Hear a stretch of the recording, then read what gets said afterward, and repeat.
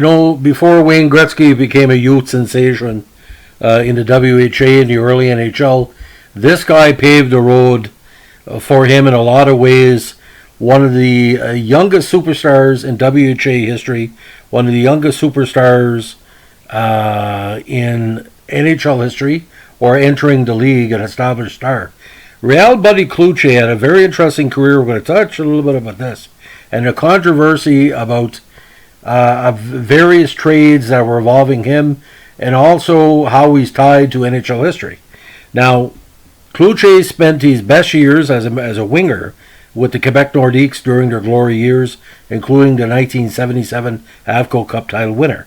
Now, after WHA folded, he played the remainder of his career with the Quebec Nordiques and the Buffalo Sabres in the NHL. He kept with the Nordiques after they joined the NHL, but through different machinations. We're going to get into this in a second. Now, he first came to major prominence with, of course, the beautiful, beautiful, beautiful team, the Quebec Remparts. Now, Remparts' first season in 73, he had 99 points in 57 games, but the big year, of course, was 1974, when he put up 216 points, including 93 goals, as one of the best youth players ever in the Q. Now, this led to being drafted in the WHA draft 9th overall, because he was underage. He wasn't eligible for the NHL draft, but just remind about that for a second. It's going to come up very soon. Now, he played in 4 consecutive Quebec International Pee Wee hockey tournaments from 66 to 69. So at the age of 10, he was being scouted, no joke. Now, the team was a very strong team from a suburb of Quebec City called Orsainville.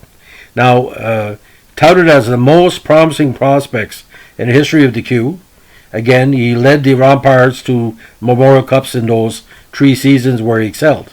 Now, the 216 points was kind of an unofficial record for the Q, because it was based on the fact he was not yet 18 at the conclusion of the second season. Pretty impressive. Now, in 74, the NHL made a brief exception to allow teenagers to play, but Cloutier, to avoid the draft, signed with the Quebec Nordiques of the WHA and made an immediate impact in the 74 rookie season.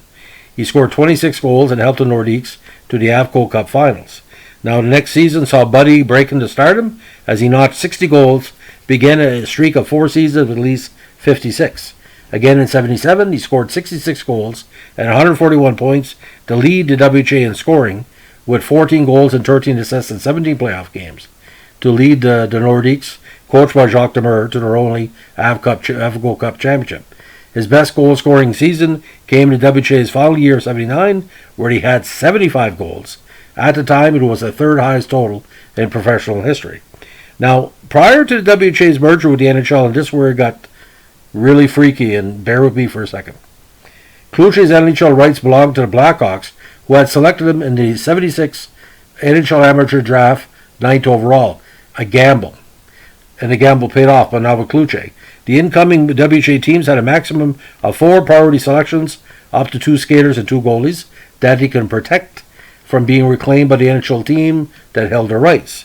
In order to save their priority selections for defensemen Paul Baxter and Gary Lariviere, Quebec traded his first-round draft choice, which would turn into future superstar Denis Savard, to Chicago, and older returned Cloutier. He proved to be a consistent scorer in the NHL, with 42 goals in 1980, and although he slowed by injuries, 37 and 28 goals his last 2 field seasons with the Nordiques.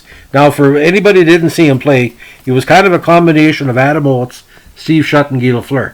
Not as a playmaker like Gretzky, but a hard-nosed player, hard worker, and the fans loved him.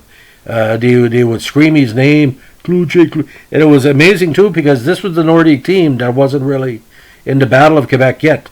The early Nordique teams were just finding their feet, as we say. But as soon as the 82 playoffs came around, they were ready to go. Now, the biggest mistake I think Quebec did in '83, Cloutier's time in Quebec came to an end as he was traded to the Sabres in exchange for Tony McKechnie, longtime NHLer Andre Savard, who also played with Boston. and the very underrated and future star with Quebec, Jean-François Sauvé. In Buffalo, he reportedly clashed numerous times with Sabres head coach Scotty Bowman, who had a long history of benching offensive players who he felt were not paying sufficient attention to defensive play. And although he scored 24 goals and 60 points in his only full season for the Sabres, he was sent to the minor leagues the next year, retiring thereafter at the young age of 28. He had another decade in front of him, and it's funny that the Montreal Canadiens or the Maple Leafs or the other teams wouldn't have been a goal for him, but Buffalo was in a hard battle with Montreal on many levels in regard to the Eastern Conference. Now, Cloutier retired as the fourth leading scorer in WHA history with 283 goals, 283 assists for 566 points in 369 games, with 33 goals and 30 assists in 48 playoff games. In 317 NHL games, he had 344 points, giving him close to 1,000 combined for NHL playoffs and regular season. Now, he was named to the WHA second All-Star team in 76, 77, 78, named to the first All-Star team in 79. Excuse me. He won the Bill Hunter Trophy as the WHA's leading scorer in 77 and 79, and also played the NHL All-Star Game in 1980. Now, these are the records. Hold on to your hat. He's third all-time in the WHA for goals scored, 11 assists and 14 points. Second player to score a hat-trick in his NHL debut, after Alex Smart, followed by Fabien Brunestrom, Derek Steffen, Austin Matthews, and of course the great Ryan Poehling.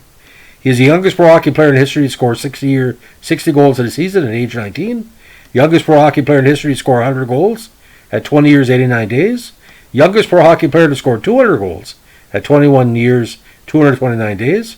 The youngest pro hockey player in history to score 300 goals, 23 years and 124 days. And the youngest pro hockey player in history to score 400 goals at 26 years of age. All three of these goal limits over 200 were, of course, broken by Wayne Gretzky. Now, for me, just personally, his best season, I think, was, some people debate this, but the 1977 AFCO Cup winner, he did put up 75 goals in the regular season in 79, but what he did in the 77 playoffs, and you can see that on the Winnipeg Quebec AFCO Cup title game, the last game of that series. He was just rocking. And combined scoring 80 goals that season. He did score an 80 goal combined in 79. Just to see him fly down that ice. And he was the king of the Colisée for that decade. So for 10 years, no offense, Guy Lafleur was not king of the Colisée. He left the Colisée. But Cloutier, from the time he was with the Rampart to the end of his career in Quebec, he won 3 titles, 2 Memorial Cups, 1 AFCO Cup, played in another final. All what he did, he put, again, at age 28, he was out of hockey. Totally, totally bizarre. Now, what was kind of weird about this? Technically, Réal Cloutier was traded for a number of players that went on to future success. But them drafting Cloutier gave him Denis Savard. Who would have thought? But put it this way, ladies and gentlemen, I don't understand.